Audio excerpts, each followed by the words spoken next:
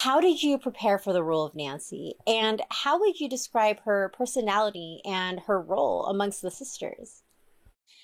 Well, obviously, because they were a real family, there's a lot of information out there about them. So there were a lot of books that I read. I reread a lot of her own writing. You know, she was an esteemed author. I'd actually narrated The Pursuit of Love, so I didn't need to reread that because I'd already recorded it. And I tried to listen to it again, and I was like, no, I can't listen to myself.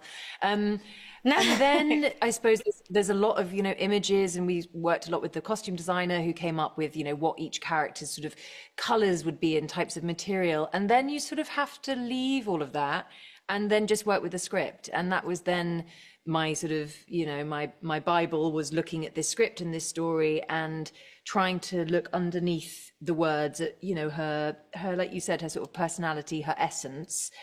And something that Sarah Williams, our amazing writer, said to me very early on was Nancy was never a victim. She never saw herself as a victim or felt like a victim. And that was a really strong thread to hold on to.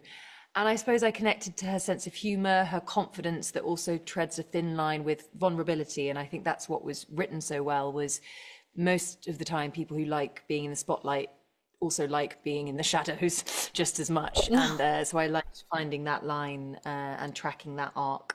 And then just, yeah, trusting the script after doing all the research.